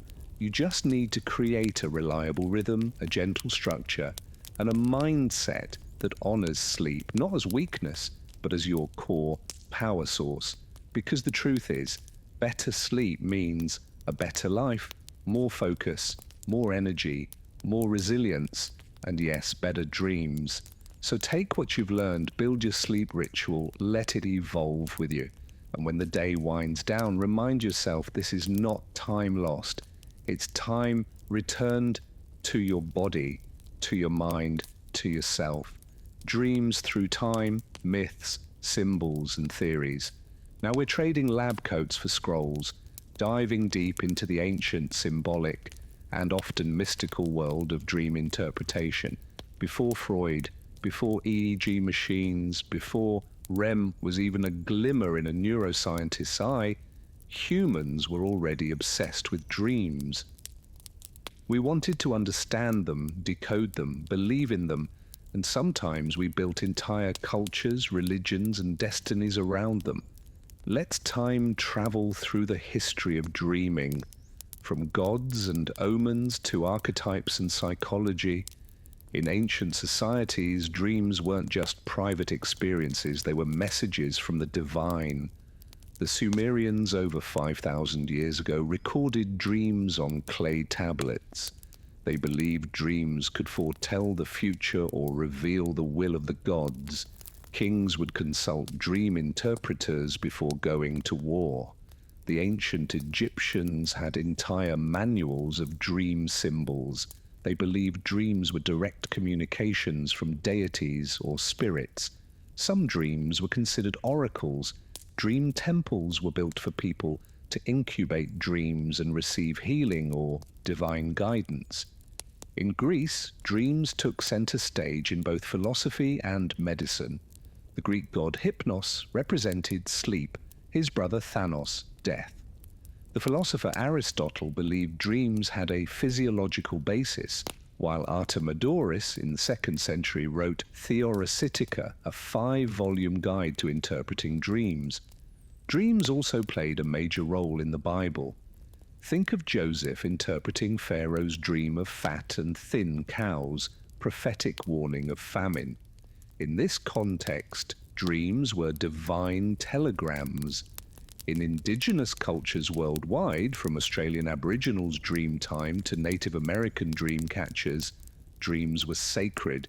They connected the living to ancestors, nature, and the spiritual realm.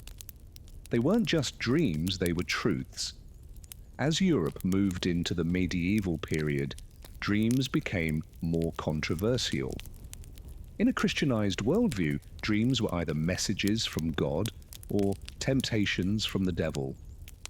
Dreaming too vividly could raise eyebrows, dreaming too much potentially dangerous.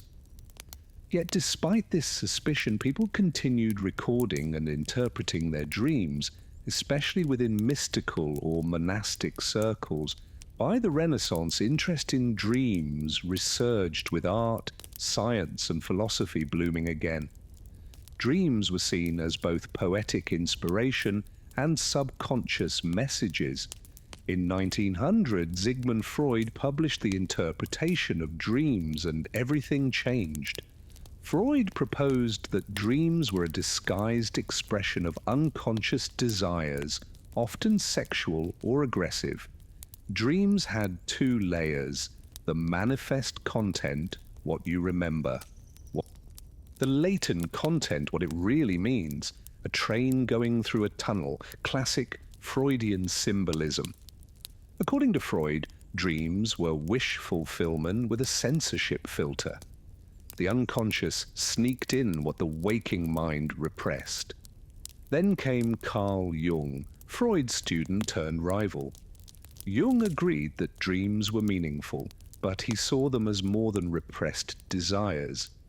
He believed they were messages from the collective unconscious, a shared psychological heritage shaped by archetypes. Jung introduced powerful dream symbols: the shadow, the animus, the wise old man, the hero's journey. He believed dreams helped us grow and balance our internal selves. To Jung, dreams weren't hiding meaning, they were revealing it. As psychology evolved, dream science shifted toward more cognitive explanations. The activation synthesis theory proposed by Hobson and Macaulay in the 1970s suggested that dreams are the brain's attempt to make sense of random neural firing during REM. In this view, dreams are less prophecy and more noise filtered into narrative. Information processing theories see dreams as part of how we consolidate memories. Dreams are the brain's rehearsal space, blending past experiences, sorting new input, filing, and deleting. There's also the threat simulation theory, which proposes that dreams evolved as a way to practice dealing with dangers. In the safety of sleep, we can rehearse worst-case scenarios and sharpen our survival instincts, so our dreams random, static, or meaningful metaphors. Science still hasn't landed on a single answer, probably because it's not one or the other. Maybe dreams are both a data dump and a myth-making engine. Today you can find hundreds of dream dictionaries promising to tell you what dreaming about spiders or flying or losing teeth really means. And while these guides can be fun and sometimes eerily resonant, most dream researchers agree universal meanings are tricky. Dreams are deeply personal. A snake in your dream might represent transformation, or your actual pet python, or your ex. Still, recurring symbols often carry emotional significance. Our brains love patterns, and dreams give those patterns surreal symbolic shape. If you're interpreting a dream, the most useful question isn't what does a dream of falling mean? It's what was I feeling when I fell, and where in my life does that feeling echo? One thing is clear across time and geography. Dreams reflect the culture we live in. In ancient times, they were divine messages. In the 20th century, they were psychological insight. Today, they're often seen as data, creativity, or even glitchy brain processing. But at every point in history, humans have turned to dreams for meaning, for guidance, for connection to something beyond the conscious mind. Even in a scientific age, we still dream of meaning, and meaning often dreams through us. So what are dreams? Are they coded messages from the unconscious? Are they spiritual journeys? Are they your brain flushing the RAM? Maybe they're all of it, depending on the dream, the dreamer, and the moment. What we do know is that dreaming is universal. From kings to kids, mystics to scientists, everyone dreams. And as long as humans have dreamed, we've asked, what does it mean? In asking, maybe we find something not just about sleep, but about ourselves. How to interpret dreams, symbols, scenarios, and sleepy secrets.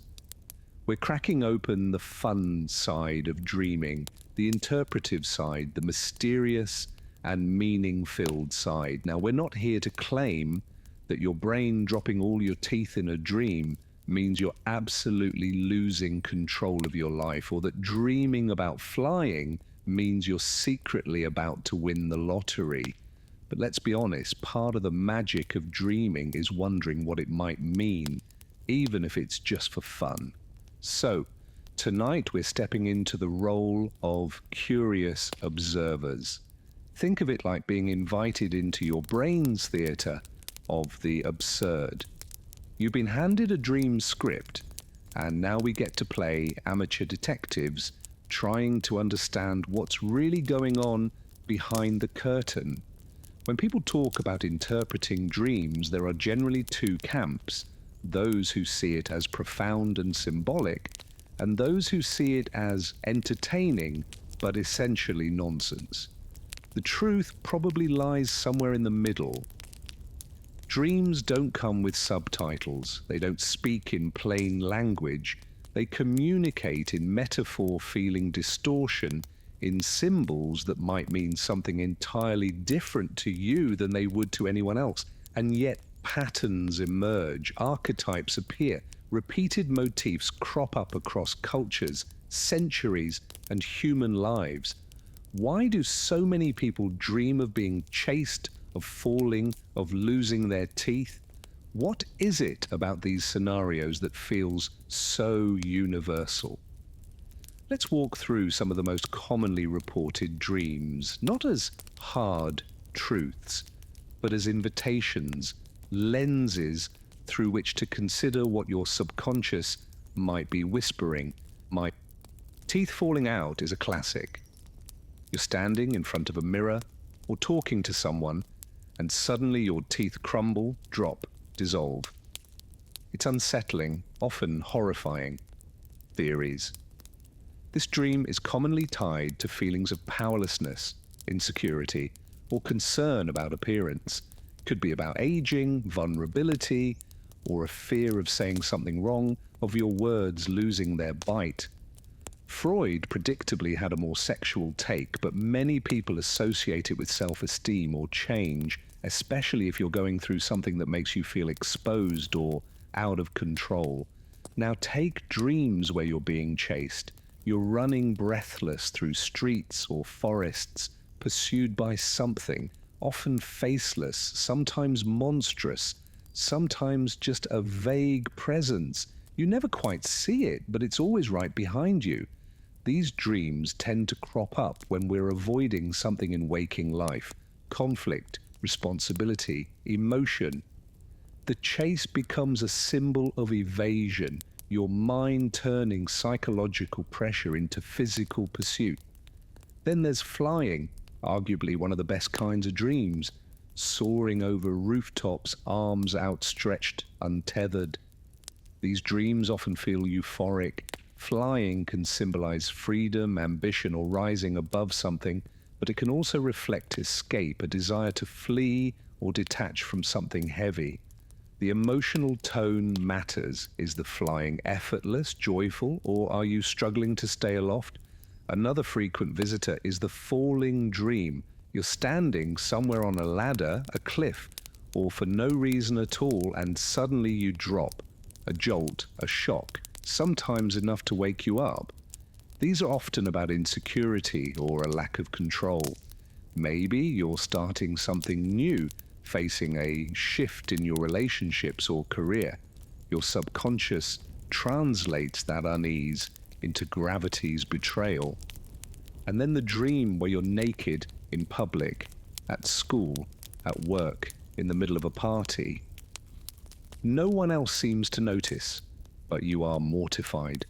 This one's all about exposure, not just physical, but emotional. It speaks to vulnerability, to a fear of being judged or seen in a way you're not prepared for. Let's not forget the dreaded exam dream. Sitting down to a test you didn't study for with a pencil that keeps breaking a clock that ticks too fast. It's almost comical, but it stings. These dreams usually crop up around performance anxiety, and they happen even to people long out of school. Why? Because school was the first place many of us felt tested, and that stress language sticks. Missing a train or flight is another symbolic stress dream. You're late, you're running, the door closes just as you reach it. These often signal feelings of being overwhelmed, of time slipping through your fingers, of fearing missed opportunities. And then there are the poignant dreams.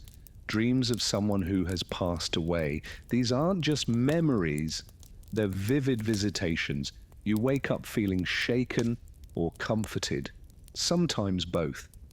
Often these dreams signal longing, unfinished business, or a deep need for connection. Whether you see them as spiritual or psychological, they're undeniably powerful. Now, water, oceans, floods, rain, baths. Water in dreams is like mood lighting. It sets the tone. Calm water might reflect peace or emotional flow. Storms and tsunamis, emotional overload, drowning, fear of being consumed by something, grief, love, anxiety. Water in dream language tends to symbolize the emotional unconscious. It's rarely just about getting wet. Finally, pregnancy dreams, even when pregnancy isn't remotely part of your waking life. These often reflect something new, gestating, an idea, a project, a change. It might be a new version of yourself, something about to emerge. Birth in dream language is rarely literal. It's symbolic of transformation. So how do you interpret your own dreams without relying solely on dusty dream dictionaries? Start by keeping a dream journal. Nothing fancy, just a notebook by your bed. Write down whatever fragments you remember, even if they feel disjointed or absurd. Over time, you'll start to notice patterns. Pay attention to feelings.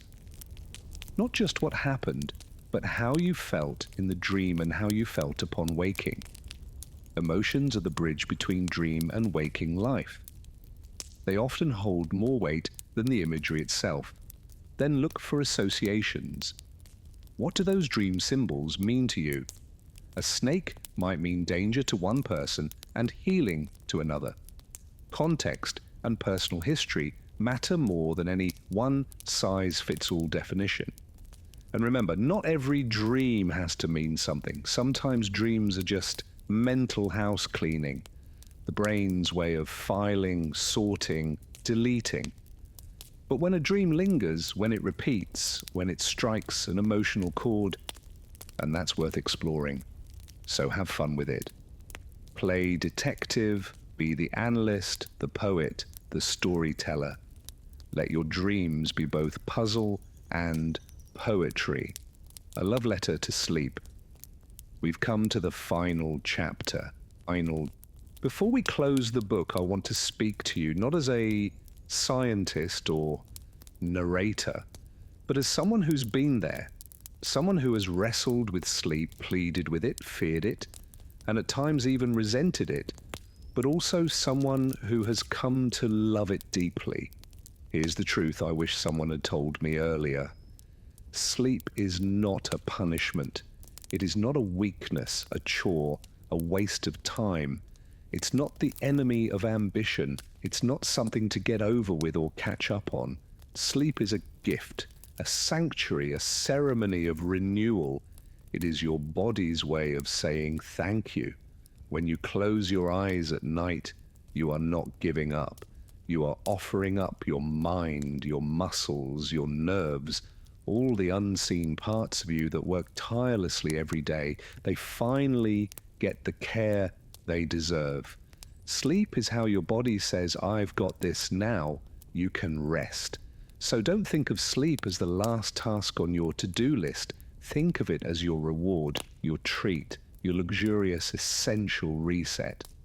Just like you feed yourself, hydrate, breathe, and move, you sleep. Not because you're lazy, because you're human. We live in a world that idolizes hustle and measures worth in output. But rest is not the opposite of productivity, it's the source of it. Without sleep, your thoughts blur, your emotions unravel, your body begins to fray.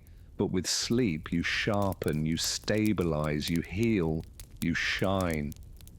And on the days when life feels heaviest, when stress builds up, when your heart is tired, when the noise won't stop, that's when you need sleep the most. Not less, more. It's not indulgent, it's intelligent. It's how your brain rewires, your immune system fortifies, your cells repair. It's how your emotional self recalibrates. Sleep is your anchor in the storm, and you don't need to earn it. You already have. Every step you've taken, every thought you've processed, every moment you've held yourself together, you've earned it. Now, as someone who's battled insomnia and sleep paralysis and also experienced hallucinations due to sleep deprivation, let me share the rituals that changed the game for me. I mean, I'm not out of the woods yet. My issues are, unfortunately, a coping mechanism for my body when it's under pressure. And that's probably never going to change.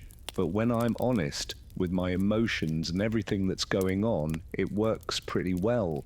I've created this channel for that particular reason, by the way, because I know how you feel and I truly care about you. I genuinely want to help you, you know. Anyway, let's dive in. Your bed is sacred. Only use it for sleeping, not reading, not Netflix, not lazy Sunday scrolling. Nap on the sofa, read in an armchair, and keep your bed reserved purely for rest. It trains your brain to associate it with sleep alone. No exceptions to the schedule. Go to bed and wake up at the exact same time every day, weekends included, no sleeping in, no naps during the day. It's brutal at first, but your body eventually adapts. Hot bath, cold shower, soak in a hot bath, then follow it with a brief cold rinse. The contrast relaxes muscles, lowers core temperature, and signals to my system that it's time to wind down. Stretch it out. Do a slow, gentle head-to-toe stretch session.